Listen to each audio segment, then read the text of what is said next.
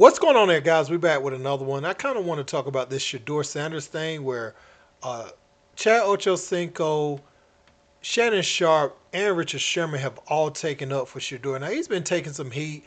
You've heard that a team that was drafted in the top seven, their QB coach uh, voiced his displeasure with Shedeur, saying he feels like he's arrogant and brash. And, they also don't like the fact that he has money, which is weird to me. We knew what NIL would do for the game. And so if you come in with some value already, you're going to present yourself as such, not thinking that you're better than the team. And I always go back to this. Caleb Williams, prior to the draft, was asking for ownership for the team that drafted him. And obviously they ain't give it to him. But I thought that was very arrogant. But they were painting it as if he's just a student of the game, generational prospect, and Jaden Daniels kind of took over his rookie season. You know what I'm saying? Like the attention is on Jaden Daniels now after the season he had with the Redskins, with the Washington Commanders. My bad. And but I say all that to say they're painting these narratives around Shedeur. All right, if you want to critique his game, fine. But if you are talking about him as a person, you got to have something to back that up with. And if you're going to do that, put your name on it. We're going to get into these reactions, guys. Let's peep.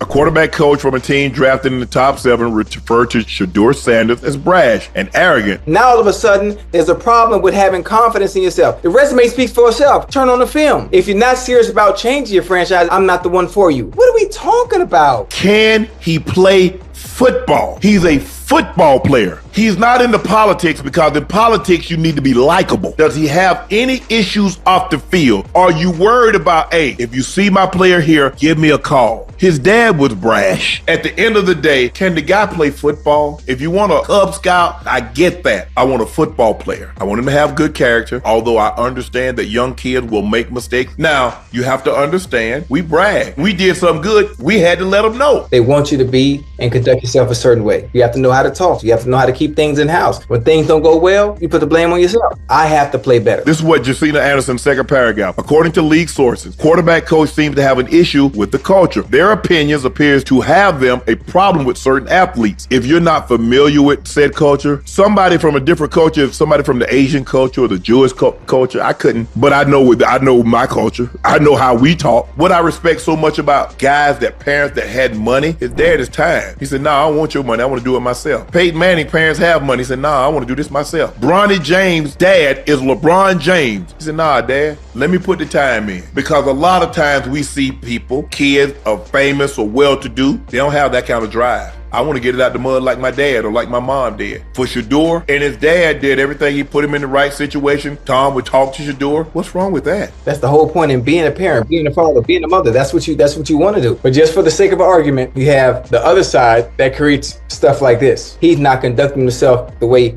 we feel he should. I know he's going to be level-headed because I know his dad. I know his dad extremely well. And his dad jokes around, but they know he no nonsense. When it's time for business and perfecting your craft, the homework, the studying, man, come on now. His kids are of the utmost importance to him. Why are they so energized to talk negatively about Shedeur is my question, and not even talk anyway about the other guys? It seems like they want to tear down who they want to tear down. They want to build up who they want to build up. But if you're going to tear a kid down, stand on it. Like, hey, I'm the quarterback's coach for the Las Vegas Raiders, and I think Shedeur Sanders is a little arrogant. But if you can't put your name behind it, shut up. Like, if you can't put your name behind talking about somebody else's name, then you probably shouldn't be saying what you're saying. I don't appreciate guys trying to slander guys and trying to paint guys in a negative light to try to affect their livelihood. Like, I'm not about that. Coming off arrogant and brash, what does it benefit you to say that? Oh, man, yeah, let me get this out there for everybody so that, they can know this kid is who he truly is. You know what you're saying is going to be controversial. It's going to be talked about everywhere. And you don't put your name on it. You're like, hey, I'm out of it. I'm just throwing a spark into the fire. I'm just throwing nonsense out there. I don't want to be attached to it. I don't want you guys to come for me. Like, no, bro. If he's arrogant and brash, say it. Say it with all your chest and put your name behind it. And then I could believe it. Then I'll trust it. I'm in agreement with Richard Sherman as far as what do you hope to get out of leaking this report? And I have a few theories on that. First, you may have something against the dad, against the kid. Probably don't like Colorado. Probably had an interaction. I'll even say maybe they had an interaction that they didn't think was appropriate. But we're hearing so much about him flashing the watch. They've been trying to make that the narrative around him. And can he play football? When you're looking at your top prospects, because we've seen him yes sir and answering questions and doing things like that, but he's going to be confident. He's Coach Prime's son. And, nobody said this about Caleb Williams last year in the draft. When he was overconfident, he wanted ownership of the team, all this type of stuff. They never said once, this stuff about him. Maybe a few people said it, but it wasn't the overwhelming sentiment around his name. But I will say this, because I want to look at this thing from both sides.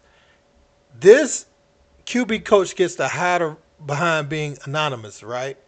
So I'm thinking sometimes maybe these coaches, say if they're drafting in the top 7, they don't feel like Shedeur is going to fall to them, but he could be their number 1 target on their board. Maybe they are trying to discourage other teams because, again, they're hiding behind being anonymous. And the very team that may be putting that report out there may take him if he falls to them.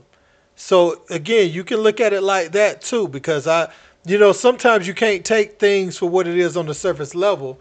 I know they try to play these games so certain players can fall to them sometimes, especially if they have identified them as the future or, they want them to be the guy in their franchise. So I don't know, man. But that's a possibility too. I think, Shedeur, for whatever reason, it's been a lot around his name, not so much around Travis Hunter's name. Now, I know at one point with his fiance, they said that was going to be a thing that scared teams. But by all accounts, you even got teams looking at taking Travis Hunter, number one, just because of the way he can change the game. Typically, that's going to be a quarterback, though. Cam Ward probably go first. But, Shedeur, he's right there, too. I hear a lot about what he can't do and not so much what he can do. And that can become problematic, when you going into the draft. You can overthink this thing. I saw Shedeur Sanders stick it out with his team in the bowl game. They were down. He was putting it all on the line, knowing, he was going to get drafted in a few months, but he put it all on the line. And so you got to respect that. I want to hear more about him staying in that bowl game. I want to hear more about, Shedeur. I just want to hear more positive things about him. I mean, we can go on and on, hear about his arm strength, hear about his mobility, and different things like that. I mean, one thing I can say is Shedeur played a lot of high major football at Colorado without the proper protection, right? So this is one thing I think they may be underrating about Shedeur. And only time will tell, but I think he can process plays pretty fast. Because a lot of times he was getting blitzed. As soon as they hike the ball, he has defenders in his face. I think he may be able to read and react really fast because he's had a lot of experience under pressure, under duress. And so I don't think, while that can get you injured a lot, I don't think you can overlook a guy who's able to thrive and lead teams to wins, under those conditions. But now he's going to be playing, no matter what team you land on, you're going to be playing with the best of the best in the world. Now, all the best of the best ain't made equal, but I think, Shedeur, I think he's going to be all right, man. I think he's going to be all right. I think they overdoing it with this. But I want to know what you guys think in the comments. Don't forget to like, share, and subscribe. Till next time. Peace.